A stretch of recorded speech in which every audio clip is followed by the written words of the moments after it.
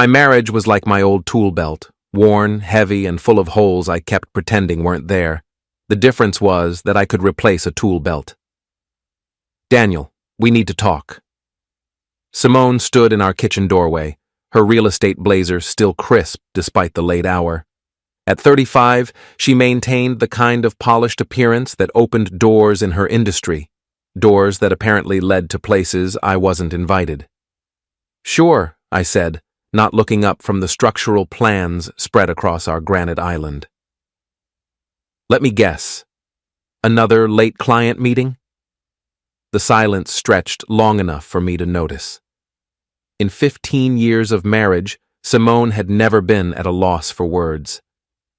I raised my head to find her studying me with the same expression she used when evaluating properties, calculating square footage, weighing potential against reality. I've been thinking about us, she said finally, about where we are. I set down my pencil. As a structural engineer and building inspector, I spent my days measuring things, stress loads, foundation integrity, the precise point where structures failed. I had a feeling I was about to learn where ours ranked on that scale. And? She moved to the window overlooking our backyard, her reflection ghost-like against the evening darkness. I met someone, Daniel. The words hit with the precision of a demolition charge placed exactly where it would cause maximum damage, but I'd been expecting this conversation for months, watching the signs accumulate like hairline cracks in concrete. I see. My voice remained steady, professional. Anyone I know? Gregory Thornton. She turned to face me, her chin lifted in that defiant way that used to make me laugh. Now it just made me tired. He's a developer, successful, he understands ambition. Gregory Thornton. I knew the name. Everyone in construction did. He built luxury condos and office complexes, the kind of projects that made local news and city council meetings. The kind of man who wore $1,000 suits to job sites and never got dirt under his fingernails. Successful, I repeated. Unlike your husband, the building inspector. That's not what I meant. Isn't it? She crossed her arms, her wedding ring catching the overhead light. You've gotten comfortable, Daniel. Settled. When was the last time you took a risk? Pushed for something bigger? I gestured at the plans before me. I'm reviewing the safety specifications for the new hospital wing. Seems pretty important to me. Important, yes, but not impressive. Her voice carried the weight of years of accumulated disappointment. Gregory is building a 40-story residential tower downtown. He's changing the skyline. And I'm making sure buildings don't collapse and hurt people. Different priorities, I suppose. Different ambitions. She moved closer, her perfume, something expensive I didn't recognize, filling the space between us. Compared to him, you're nothing, Daniel. I need you to understand that. There it was, the final measurement, delivered with the clinical precision of an engineer's report. No emotion, no apology, just the mathematical reality as she saw it. I nodded slowly. I understand. Something flickered across her face, surprise maybe, or disappointment that I hadn't fought back. But what was the point? She'd made her calculation, weighed me against Gregory Thornton, and found me insufficient. The numbers didn't lie. I'll be staying at Tara's for a while, she continued, to think things through. Tara Mendez, her closest friend and fellow real estate agent, the one who'd been giving me knowing looks at dinner parties for the past 6 months, like she was privy to information I wasn't, which apparently she was. Of course. I gathered the hospital plans into a neat stack. Take whatever time you need. She hesitated at the kitchen doorway. Daniel, It's fine, Simone. Really. After she left, I sat alone in our kitchen, surrounded by the trappings of a life we'd built together.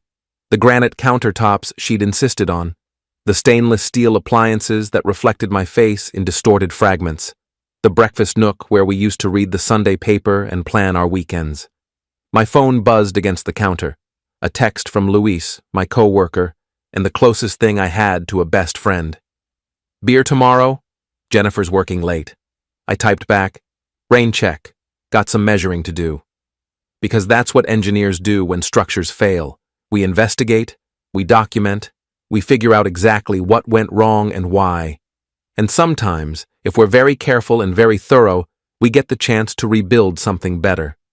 The next morning brought the kind of gray Seattle drizzle that made everything look like a watercolor painting left in the rain.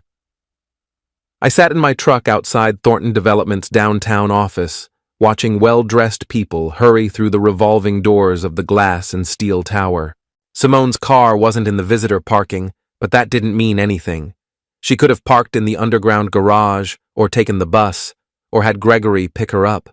The possibilities multiplied like structural load calculations, each variable creating new potential outcomes. My phone buzzed. A text from Simone. Picking up more clothes today. Will you be home around 3? I replied, at work, keys under the planter. 3 dots appeared, disappeared, appeared again. Finally, thank you. Polite. Distant. Like I was a helpful neighbor instead of the man she'd shared a bed with for 15 years. At the office, I threw myself into work with the kind of focus that made Luis raise his eyebrows. I reviewed structural reports, updated safety databases, and scheduled inspections with mechanical precision. But my mind kept drifting to Gregory Thornton. You're being weird, Luis announced around noon, dropping into the chair across from my desk with a sandwich that smelled like pastrami and regret. Weirder than usual, I mean. Thanks for the clarification. Seriously, man, you've been staring at that computer screen like it owes you money. What's going on? I considered telling him. Luis was a good friend, the kind who'd listen without judgment and offer practical advice. But this felt too raw, too fresh, like a wound that needed time to scab over before anyone else could examine it. Just focused, I said. Uh-huh. He took a massive bite of sandwich, chewing thoughtfully. This have anything to do with why Simone's been posting cryptic quotes on social media? My fingers paused over the keyboard. What kind of quotes? The usual breakup nonsense. Sometimes you have to let go of the life you plan to find the life you're meant to live. That sort of thing. He swallowed, studying my face. You two having problems? Something like that. Want to talk about it? Not particularly. Want to get drunk and pretend it's not happening? Maybe later. He nodded, understanding that some conversations couldn't be forced. I'm here when you're ready, okay? After he left, I opened a new browser window and typed Gregory Thornton into the search bar. The results painted a picture of success that would have been impressive if it wasn't so irritating. Thornton Development had built half the luxury housing in the Seattle metro area over the past decade. Gregory himself appeared in business journals, charity event photos, and city planning meetings, always impeccably dressed and confident. And engaged. The announcement had appeared in the Seattle Times Society pages just 3 weeks ago. Gregory Thornton and Rebecca Walsh, daughter of prominent attorney Richard Walsh, were planning a June wedding at the family estate in Bellevue. The photo showed a couple that belonged in a magazine ad for expensive watches or imported cars. Him in a tailored suit, her in something that probably cost more than my truck. Rebecca Walsh was beautiful in the way that money could enhance natural advantages. Blonde hair that caught light like spun gold, a smile that suggested she'd never encountered a problem that couldn't be solved with the right connections or sufficient funds. She looked happy, genuinely, radiantly happy. She also looked like someone who deserved to know that her fiancé was telling other women they were nothing compared to him. I screenshot the engagement announcement and saved it to a folder I labeled Documentation. Then I opened Simone's social media profiles and began scrolling through her recent posts. Luis was right about the quotes, but there were other things too. Check-ins at restaurants I'd never been to, photos with people I didn't recognize, a gradual shift in her online presence that suggested a life I wasn't part of. The most recent post was from yesterday evening, A picture of her wine glass at some upscale bar downtown with the caption, "Celebrating New Beginnings." 17 likes, including one from Gregory Thornton. I clicked on his profile. Private, but his profile picture showed him standing in front of a construction site, hard hat in hand, looking like he was posing for a campaign poster. The kind of man who built empires while I made sure they wouldn't fall down. My phone rang. Constance Blackwell, the family attorney who'd handled our wills and property transfers. "Daniel," her voice carried its usual professional warmth. "I hope I'm not interrupting anything important. Just reviewing some reports. What can I do for you?" "Actually, I was calling to see how you're doing. Simone contacted me yesterday about updating some documents. She seemed stressed." Constance had been our lawyer for 8 years, but she'd been my friend longer than that. We'd met in college, dated briefly before realizing we were better suited as friends, and maintained that friendship even after she married and moved to Seattle. She was one of the few people who could read between the lines of legal requests. "We're having some difficulties," I said carefully. "I gathered that. She wants to know about asset division, property rights, that sort of thing. Daniel, if you need someone to talk to..." "I appreciate that, really, but I'm handling things." "Of course you are. You always do." A pause. "But if you need legal advice, or just want someone to listen, I'm here." After we hung up, I sat back in my chair and considered my options. I could confront Simone directly, demand explanations and apologies that wouldn't change anything. I could hire a private investigator, gather evidence for a divorce proceeding that would drag on for months. I could accept her assessment of my worth and quietly divide our assets while she built a new life with someone more impressive. Or I could do what engineers do best: analyze the structure, identify the weak points, and apply pressure exactly where it would have the most impact. I opened a new document and began typing. The key to understanding any structure is identifying the load-bearing elements, the parts that hold everything else up. Remove the right support at the right time, and even the most impressive building becomes a pile of expensive rubble. Gregory Thornton's life, I was discovering, had several interesting load-bearing elements. I spent the evening conducting what I generously called research, and what others might have termed stalking. Public records showed his business holdings, real estate transactions, and legal filings. Social media provided glimpses into his personal life, the charity galas, business dinners, and carefully curated moments that projected success and stability. Most importantly, it revealed his relationship with Rebecca Walsh.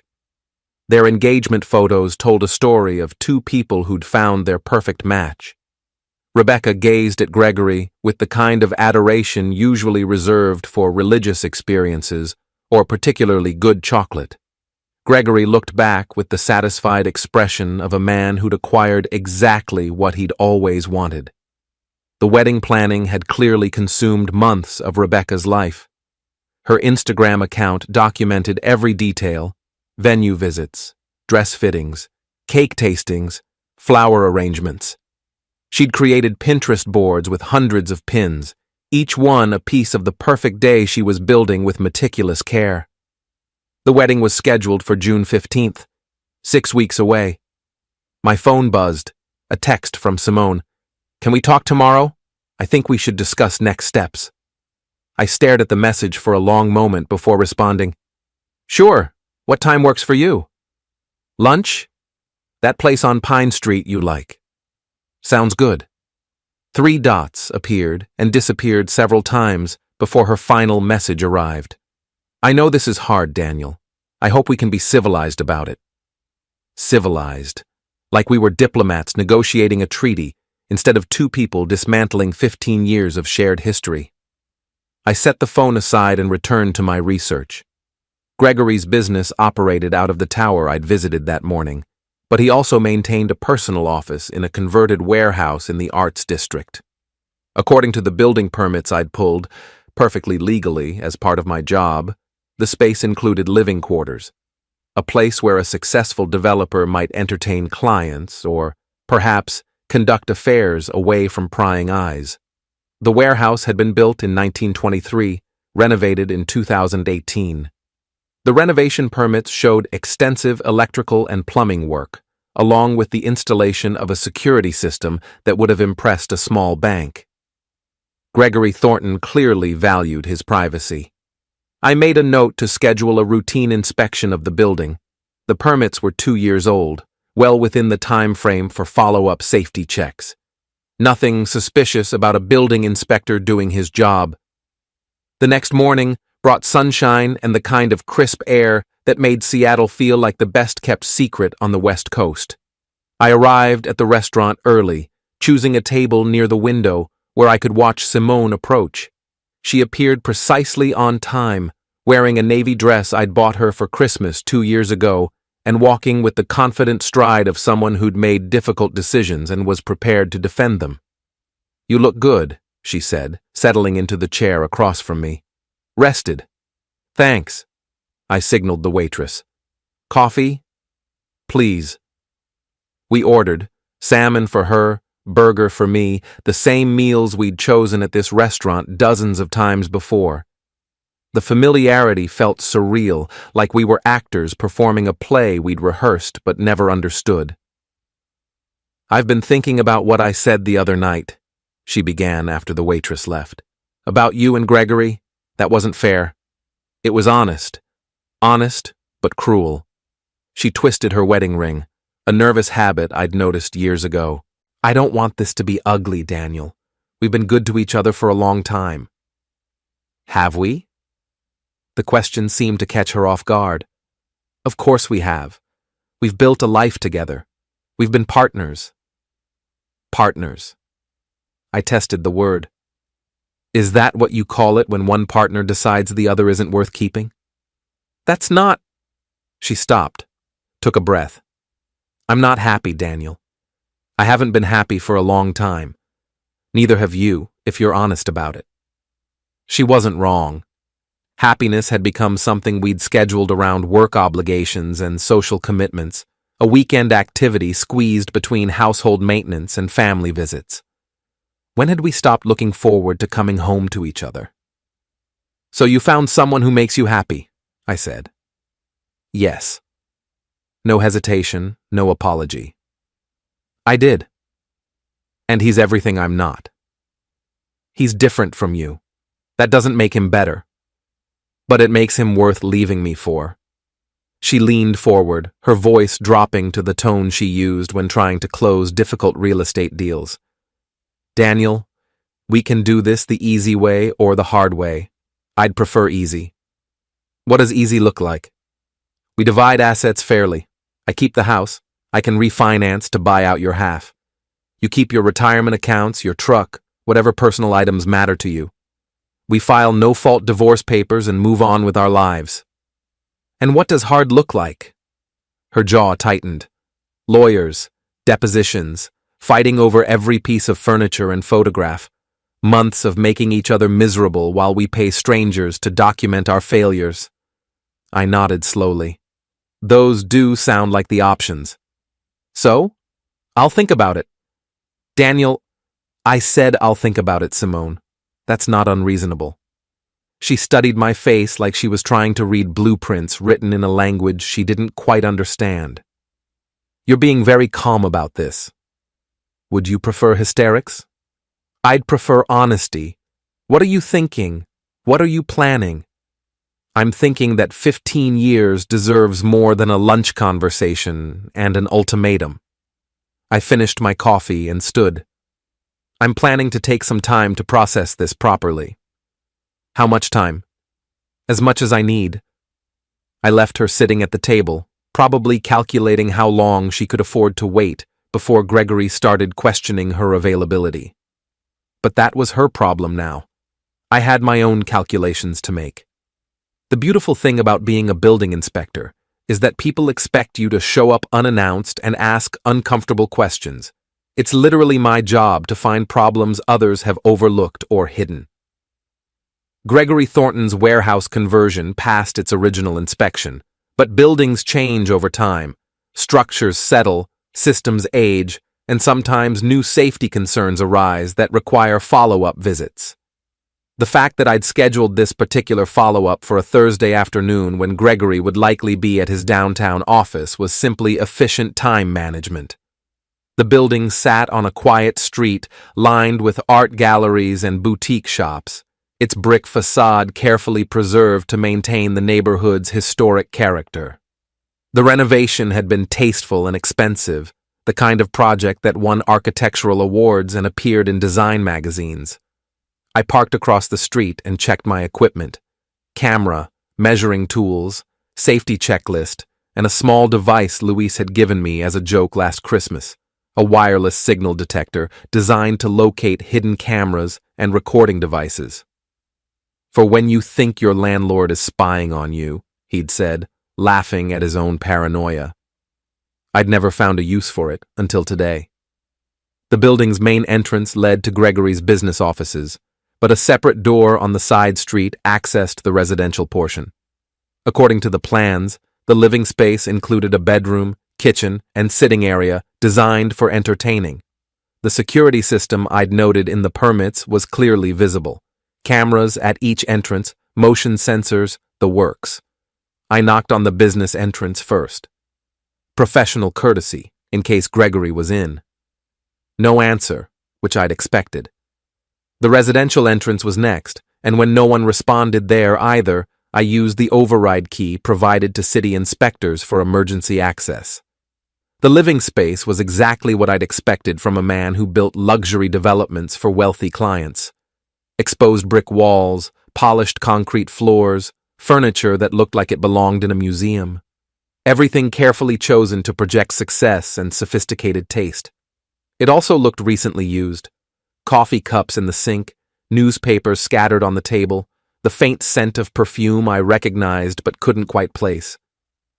I began my inspection systematically, documenting everything with photographs and measurements: electrical outlets, plumbing fixtures, ventilation systems, structural elements, all perfectly up to code, as I'd expected. Gregory might be many things, but he wasn't careless about building safety. The wireless detector remained silent until I reached the bedroom. Then it began chirping softly, indicating the presence of electronic devices beyond the obvious security cameras. I followed the signal to a small table beside the bed, where it intensified near what looked like a decorative lamp. Interesting, but not my concern. I was here to inspect the building's safety features, not investigate Gregory's personal electronics. I was photographing the bedroom's smoke detector when I heard voices outside. A man and woman, their conversation too muffled to understand, but their tone suggesting familiarity. The woman laughed at something the man said, a sound that made my chest tighten with recognition. Through the bedroom window, I watched Gregory Thornton unlock the side entrance. He was dressed casually, jeans and a button-down shirt that probably cost more than most people's monthly rent. The woman behind him wore a red coat I'd bought for Simone's birthday last year. They disappeared into the building below me. I heard the main door close, followed by footsteps and muffled conversation. Then, silence. I finished my inspection quickly, documenting the remaining safety features with professional efficiency. Whatever was happening downstairs wasn't my business. I was just a building inspector doing his job, making sure the structure met current safety codes. But as I prepared to leave, voices drifted up from the sitting area below. The building's old construction meant sound carried between floors, especially when people weren't being careful about volume. "Told him we needed to discuss next steps," Simone was saying. "How did he take it?" Gregory's voice carried the confidence of a man accustomed to getting what he wanted. "Better than expected. He's being very calm about everything. Calm can be dangerous. Emotional people are predictable. Calm people think too much." Simone laughed, but it sounded forced. "You don't know Daniel. He's not the revenge type. He'll process this like an engineering problem, analyze the situation, accept the data, and move on to the next project." "If you say so," But men don't like being replaced, especially by someone obviously superior. Obviously superior. Now, Simone's laugh sounded genuine. Confident much? Realistic. I'm building a 40-story tower downtown while he checks other people's work for code violations. I drive a Porsche. He drives a pickup truck. I'm taking you to Paris next month. He takes you to chain restaurants. The comparison isn't exactly subtle. He's a good man, Gregory, just limited. Limited men can become dangerous when they realize their limitations. I stood frozen at the top of the stairs, my inspection equipment suddenly feeling heavy in my hands. This was the conversation I'd been expecting but hoping to avoid, the moment when I learned exactly how little my wife thought of me and how much her new man understood about power dynamics. Daniel isn't dangerous, Simone said firmly. He's predictable. He'll want to discuss terms, maybe negotiate a few details, but ultimately he'll do what's practical. That's who he is. And what about your wedding? Rebecca's been planning this thing for months. That's your problem to solve. I told you from the beginning that I wouldn't be the other woman indefinitely. I know. And I meant what I said about ending things with her. It's just complicated. How complicated can it be? You tell her the truth and move on. The truth? Gregory's voice carried an edge I hadn't heard before. That I'm leaving her for a married real estate agent? That'll go over well with her father and his law firm. Richard Walsh has connections throughout the city, Simone. Connections I need for future projects. The silence stretched long enough for me to wonder if they'd moved to another room. Then Simone spoke, her voice colder than I'd heard it in years. So I'm supposed to wait while you manage your business relationships? You're supposed to understand that some things take time. Rebecca's father represents half the developers in Seattle. I can't afford to make an enemy of him right now.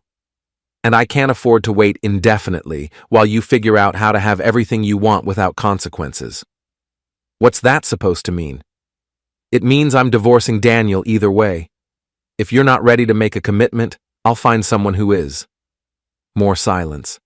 Then Gregory's voice, smoother now, placating. Come here. You know you're the only one I want. Prove it. I'd heard enough, more than enough. I gathered my equipment and headed for the exit, moving as quietly as possible down the back stairs and out through the business entrance. My truck started on the first try, and I drove away without looking back at the building where my wife was demanding proof of love from a man who was calculating the cost of giving it to her. But I'd learned something valuable during my inspection. Gregory Thornton's life had more load-bearing elements than I'd initially realized. His business relationships, his engagement to Rebecca Walsh, his reputation in a city where everyone knew everyone else's business. And now I had a better understanding of exactly where to apply pressure. Engineers live by documentation. Every decision, every measurement, every observation gets recorded because memory fades but data endures. What I'd overheard at Gregory's warehouse was valuable intelligence, but it wouldn't mean much without supporting evidence. That's where modern technology becomes an engineer's best friend. I spent Friday evening researching phone monitoring software with the same methodical approach I used for structural analysis. The internet offered dozens of options, from simple parental controls to sophisticated surveillance systems used by corporations and private investigators. Most required physical access to the target device, but some could be installed remotely if you had the right information. Information like the phone number, email address, and security questions for an account you'd helped set up years ago when your wife first got serious about social media. Simone had always been casual about digital security. She used the same password for everything, our anniversary date followed by her initials, and stored all her login information in a notes app that synced across her devices.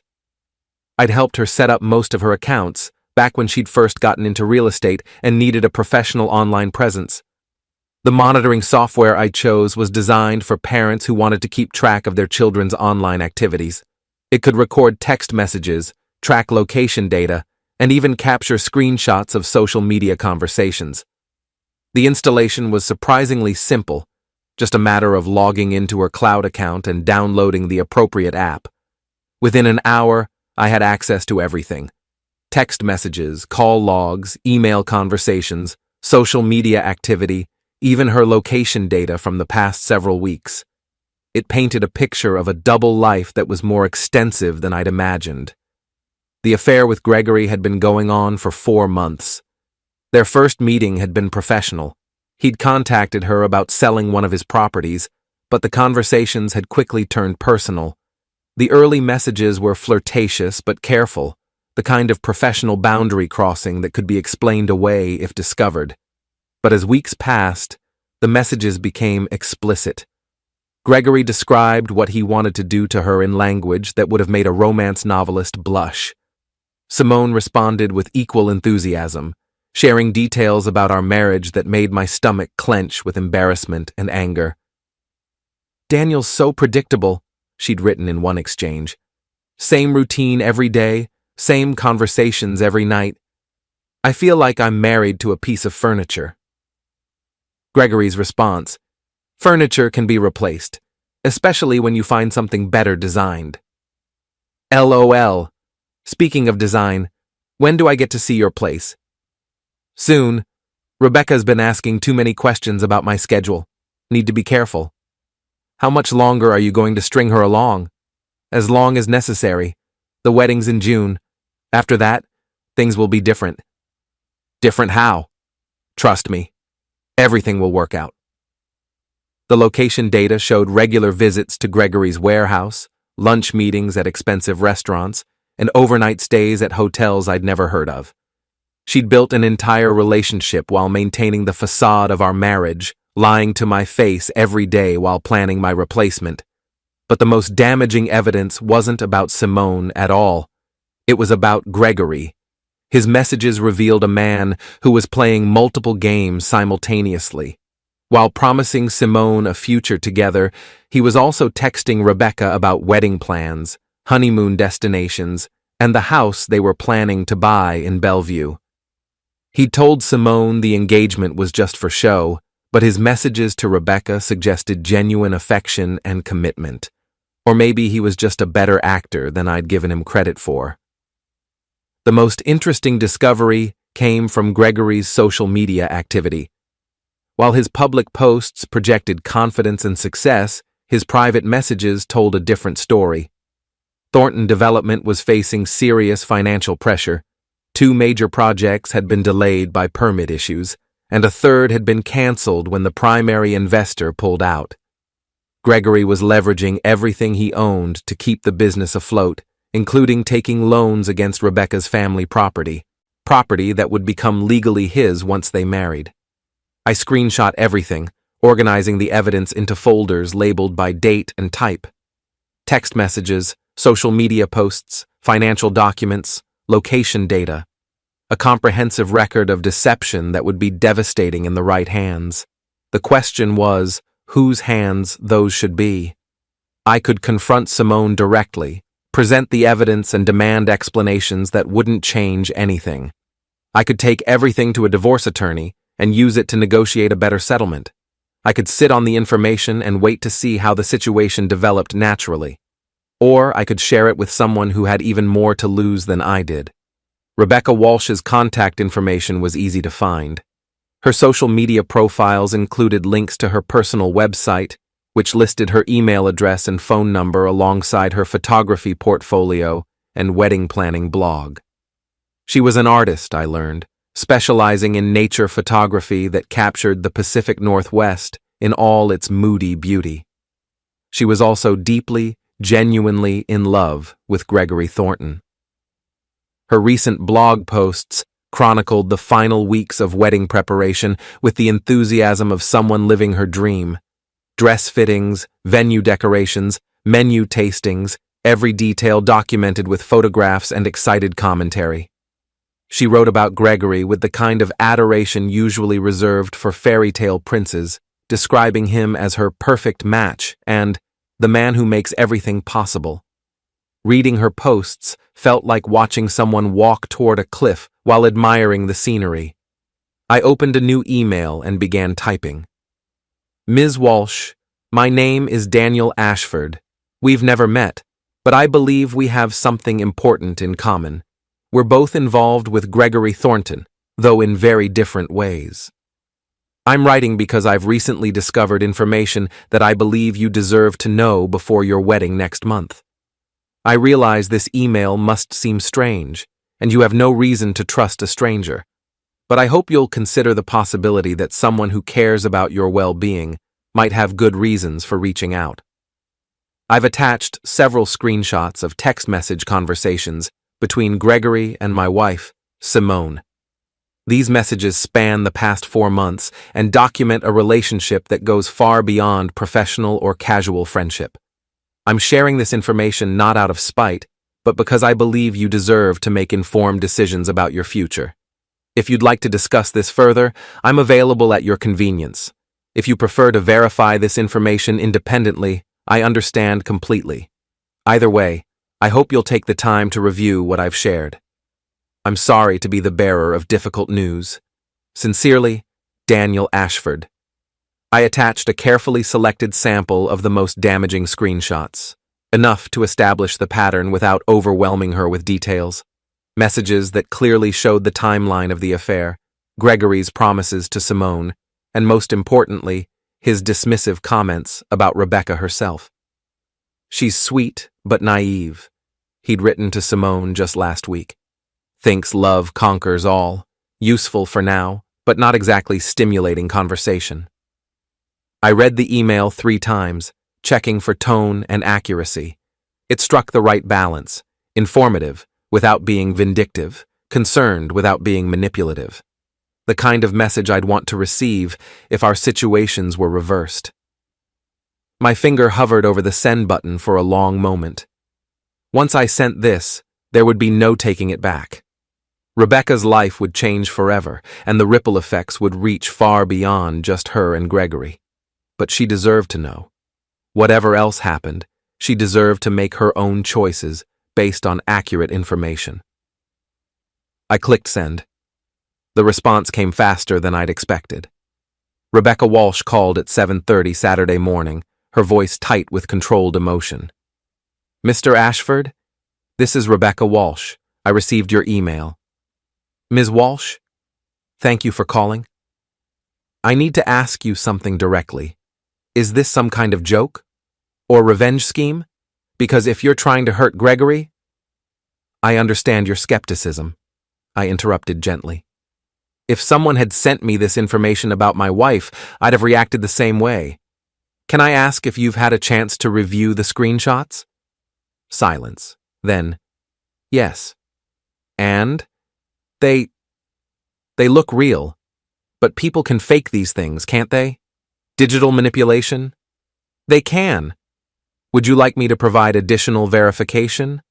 I can show you the original messages on my wife's phone, if that would help. Another pause. Your wife, Simone. How long have you been married? 15 years. And you just found out about this? Recently, yes. I'm sorry. Her voice softened slightly. That must be devastating. It is, but not as devastating as it would be to marry someone and discover this information afterward. Why are you telling me this? What do you want? It was a fair question, and one I'd been asking myself since sending the email. Honestly, I want my wife to face consequences for her choices. I want Gregory to face consequences for his, but mostly, I want you to have the information you need to make your own decisions. The wedding is in 3 weeks. I know. I'm sorry about the timing.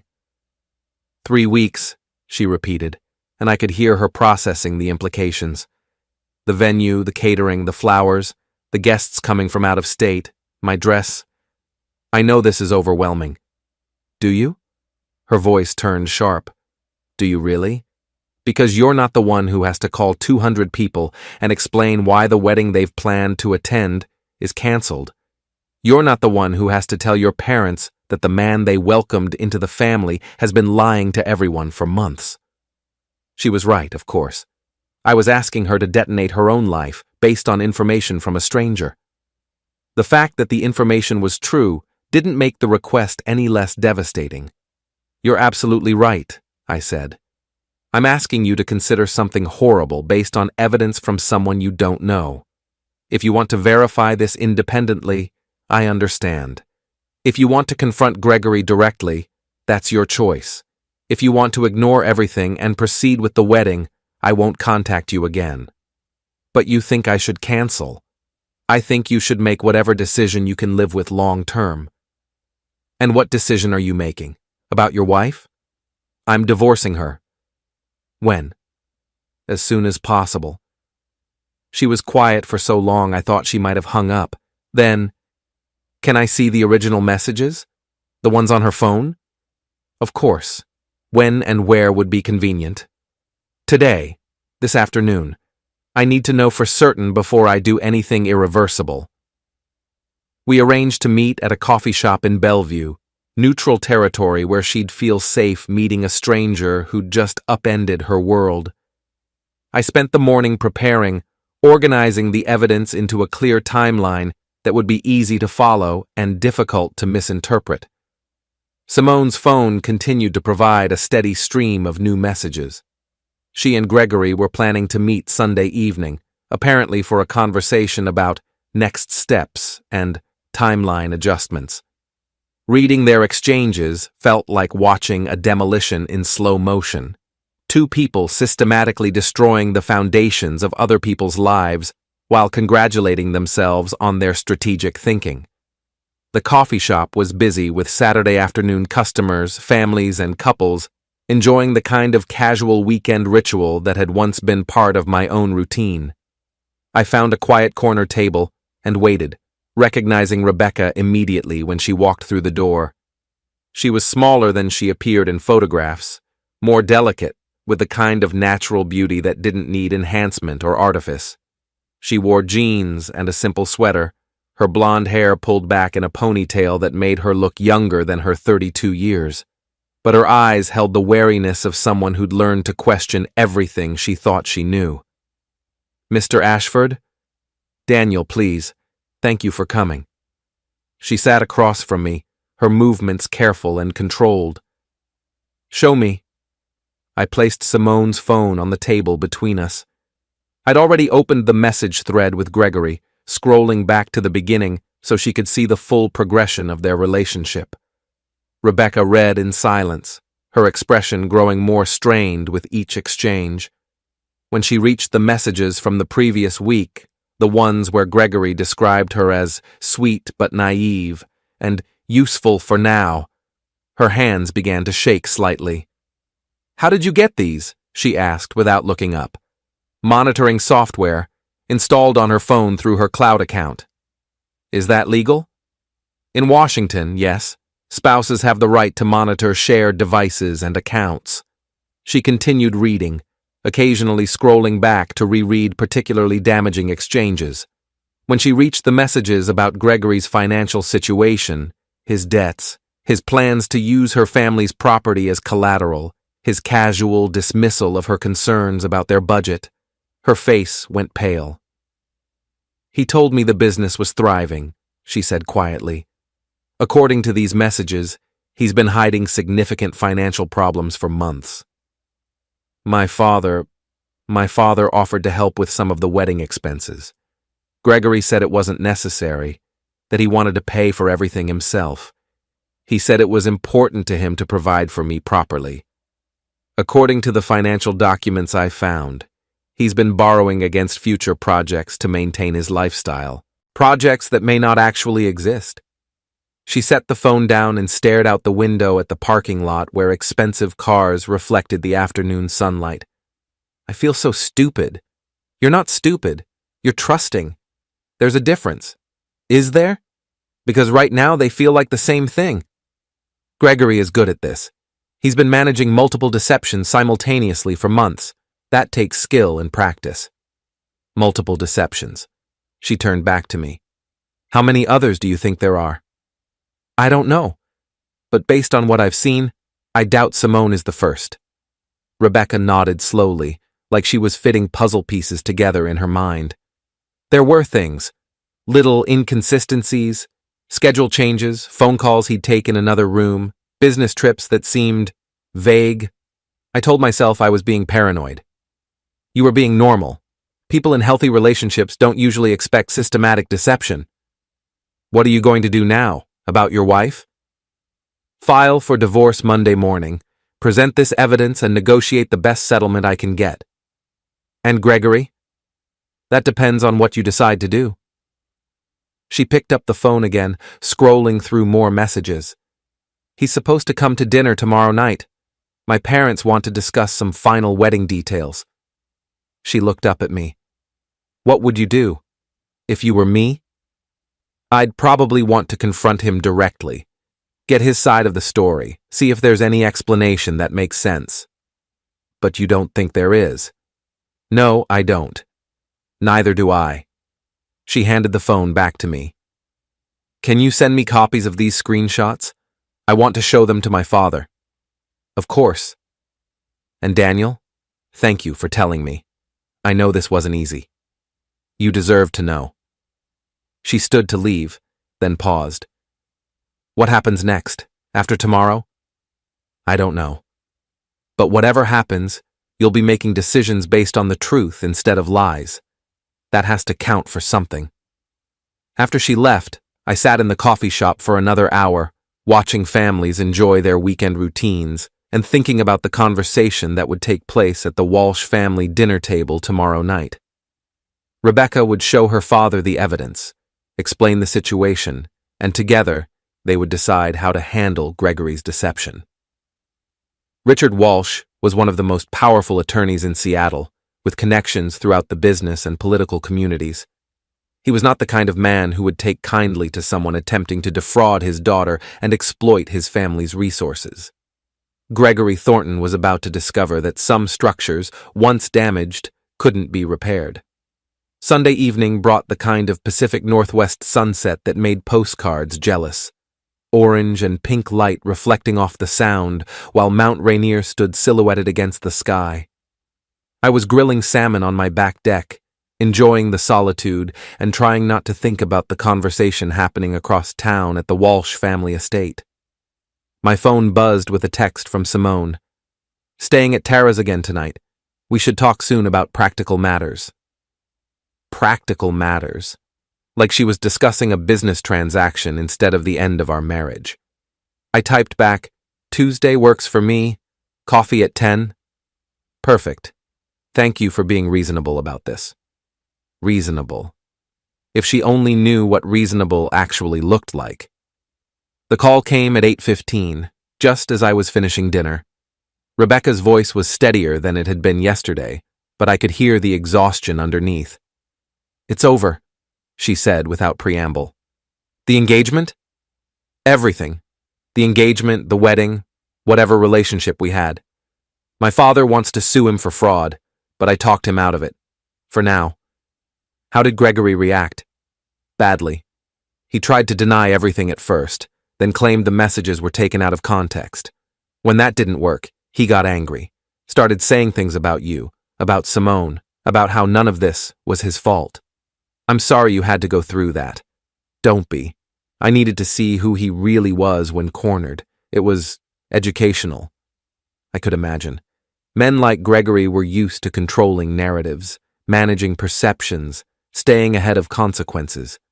When that control disappeared, their true nature tended to surface quickly. What happens now? I asked. Now I cancel a wedding, return gifts, and figure out how to rebuild a life I thought was already perfect. She paused. What about you? Have you talked to Simone? We're meeting Tuesday. I suspect she's going to be surprised by how much I know. Are you going to tell her about me? About what happened tonight? I don't think I'll need to. Gregory will probably handle that himself. You're right. He was already texting someone when he left, probably warning her that their plan just collapsed. After we hung up, I poured myself a glass of wine and settled into my deck chair to wait.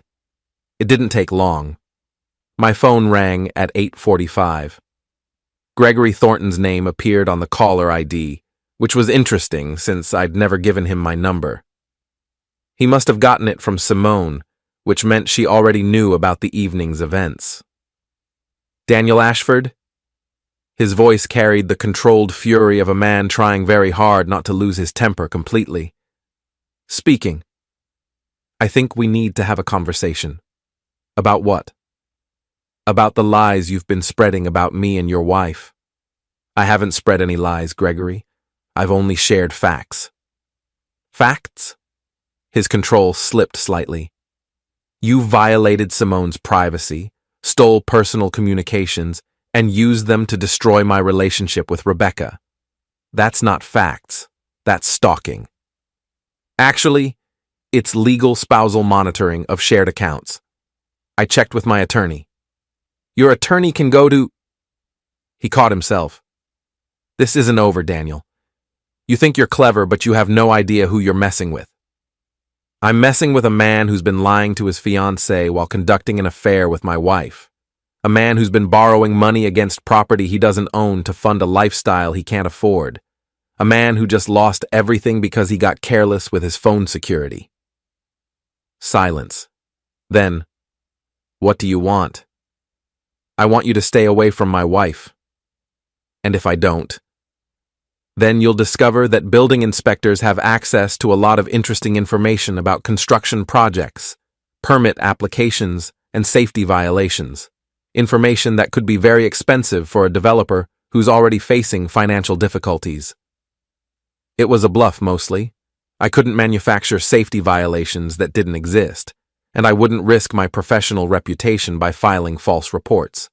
But Gregory didn't know that, and men who were already panicking tended to assume the worst about their enemy's capabilities. You're threatening me? I'm explaining consequences. Actions have them, Gregory. You're about to learn that lesson in detail.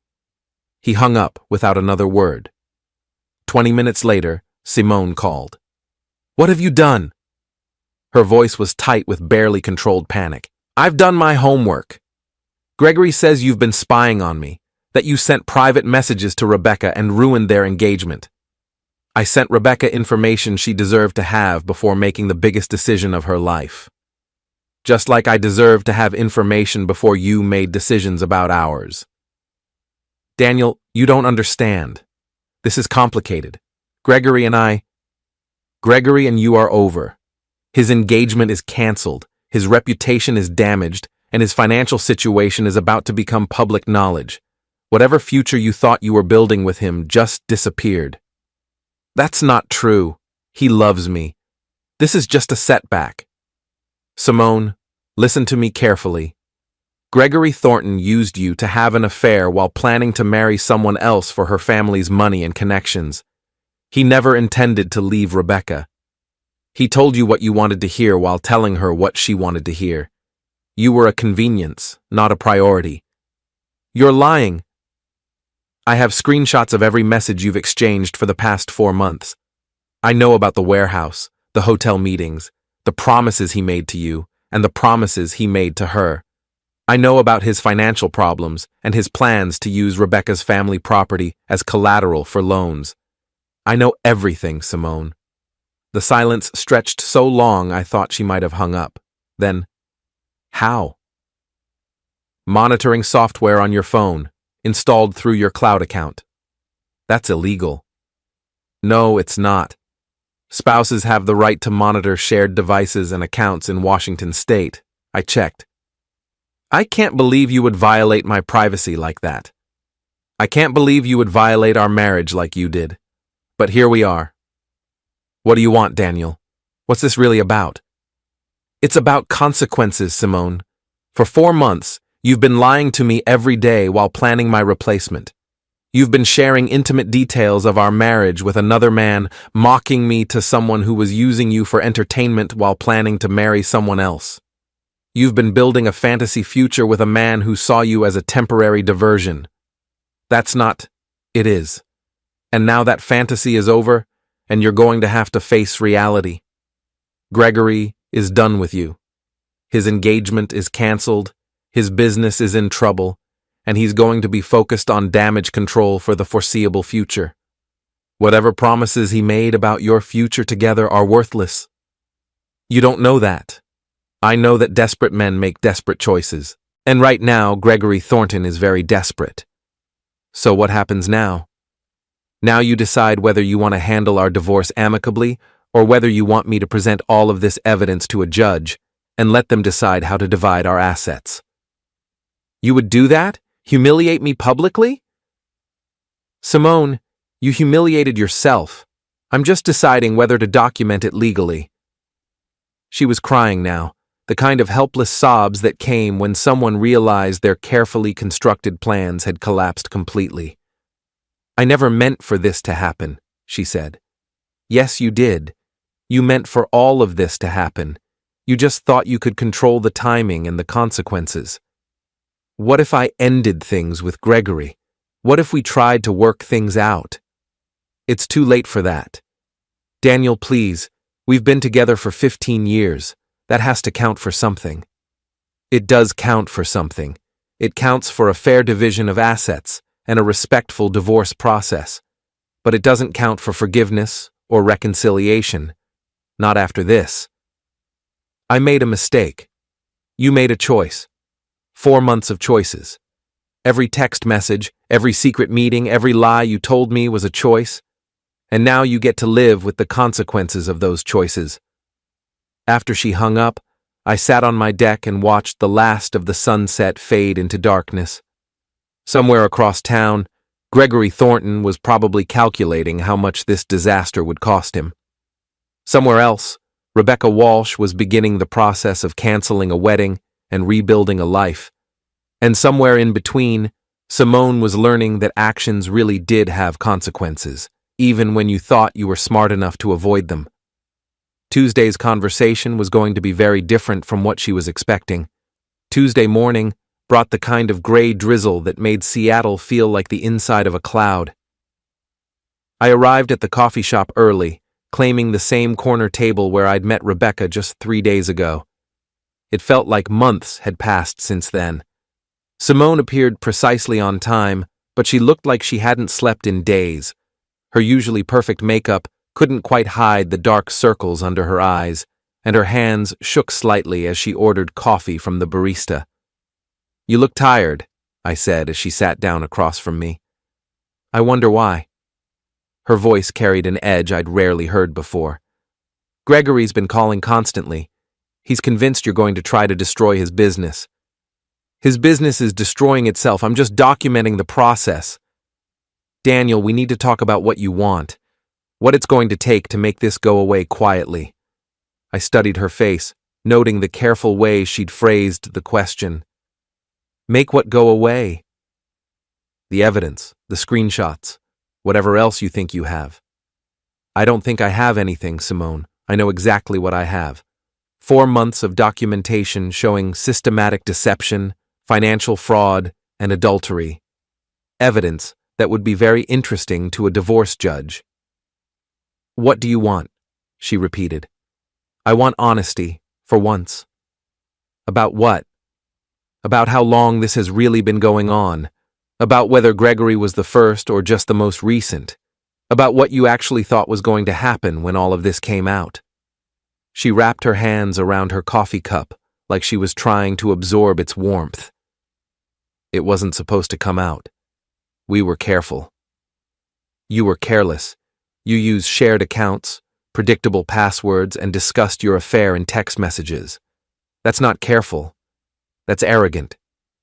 We thought we had time. Gregory was going to handle things with Rebecca gradually, after the wedding. After the wedding? I leaned forward. He was planning to marry her and then divorce her? It's complicated. No, it's not. It's fraud. He was going to marry Rebecca for her family's money and connections, then divorce her once he'd secured what he needed.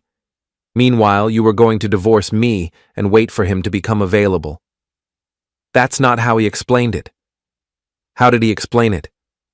He said the engagement was a business arrangement, that Rebecca's father had invested in several of his projects, and the marriage was part of securing future funding. He said it was temporary, just until he could establish enough financial independence to be with who he really wanted. And you believed that? I wanted to believe it. Even though he was telling Rebecca he loved her? Even though he was planning a honeymoon and talking about buying a house together? Simone's face crumpled. How do you know about that? Because I have access to all of your communications, remember? Including the messages where you asked him about those things, and he told you not to worry about them. He said he had to maintain appearances. He was maintaining 2 relationships, Simone.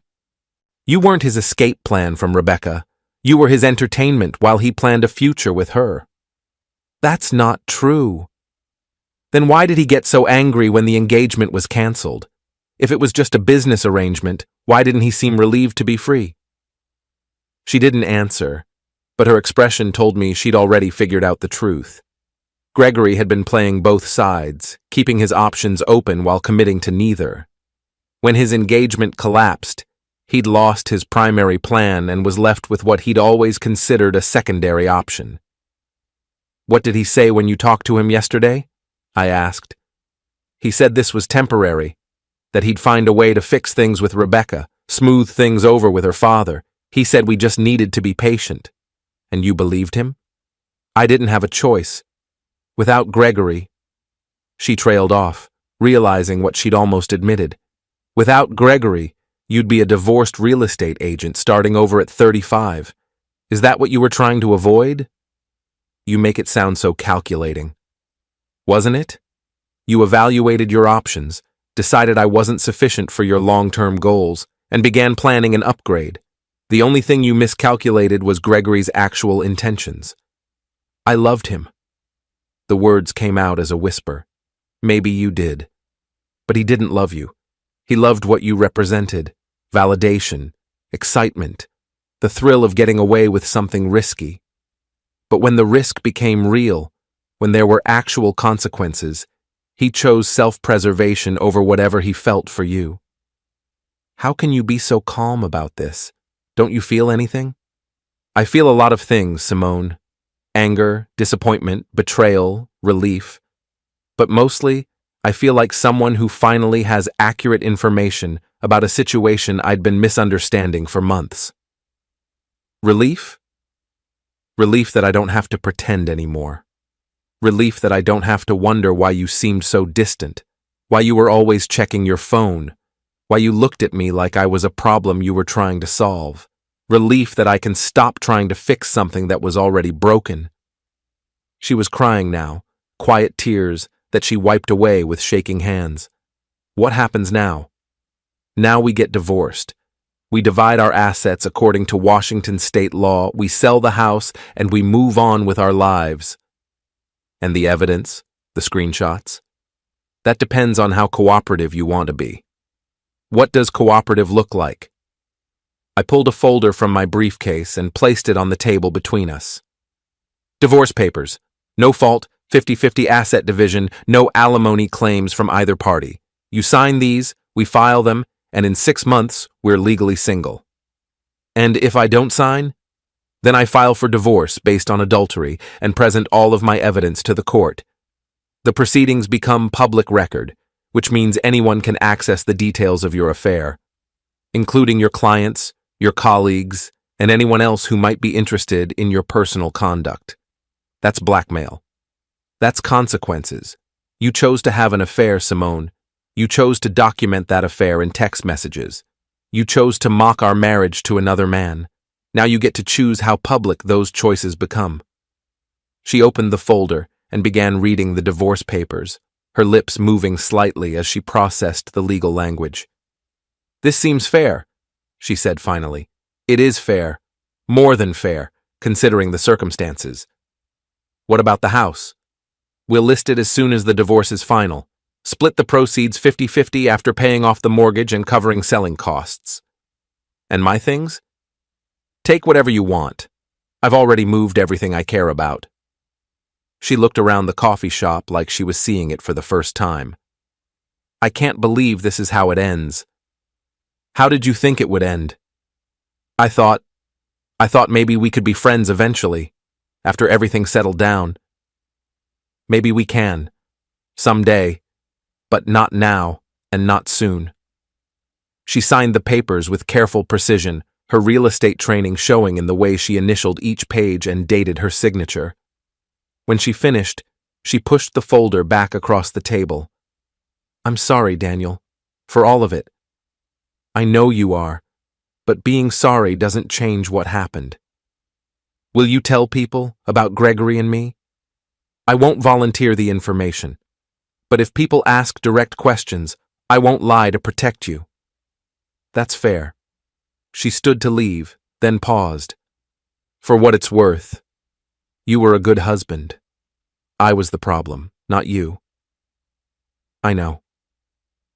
After she left, I sat in the coffee shop for another hour, watching people begin their ordinary Tuesday routines and thinking about how quickly everything could change. 3 days ago, I'd been a married man planning to grow old with someone who was already planning to replace me. Now I was single, financially secure, and free to build whatever life I wanted. My phone buzzed with a text from Luis. How did it go? I typed back. It's finished. Good or bad? Both. Want to grab lunch later? I have some news to share. Absolutely. And Daniel? Whatever happened, you're going to be fine. He was right. I was going to be fine. Better than fine, actually. I was going to be free. Outside the coffee shop window, the drizzle was clearing and patches of blue sky were beginning to appear between the clouds. It looked like the beginning of a beautiful day. 6 months later, I was standing in my new apartment's kitchen, unpacking boxes and arranging my belongings in spaces that were entirely my own. The divorce had been finalized the previous week, exactly as we'd planned. No drama, no court appearances, just paperwork and signatures and the quiet dissolution of 15 years of shared history. The house had sold within a month of being listed, the proceeds split precisely down the middle. Simone had moved to Portland, taking a job with a real estate firm that specialized in luxury properties. We'd exchanged exactly 3 emails since signing the divorce papers, all of them about practical matters like forwarding addresses and tax documents. Gregory Thornton had disappeared from Seattle entirely. According to Luis, who kept track of construction industry gossip with the dedication of a professional journalist, Thornton Development had declared bankruptcy in August. The financial pressure from canceled projects, combined with the damage to Gregory's reputation, had made it impossible to secure new funding. He'd sold his remaining assets, paid off what debts he could, and moved somewhere warmer and cheaper to start over. Rebecca Walsh had sent me a thank you card in September, along with a photograph she'd taken of Mount Rainier at sunrise. The card was simple. Thank you for giving me the chance to build something real. I hope you're doing the same. I was.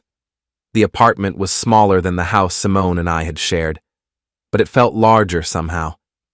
Every piece of furniture, every book on the shelves, every photograph on the walls was there because I'd chosen it.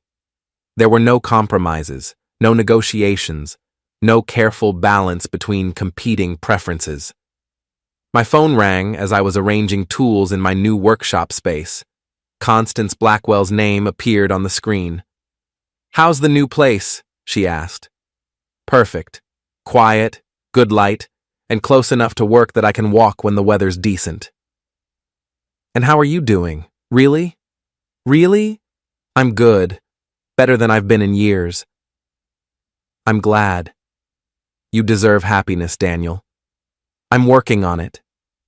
Good. Because I have someone I'd like you to meet. A friend of mine who's recently single and looking to expand her social circle. She's smart, funny, and has excellent taste in restaurants. Constance. Just coffee.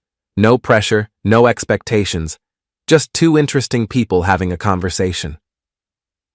I considered it. 6 months ago, the idea of dating would have seemed impossible. But 6 months ago, I'd been a different person.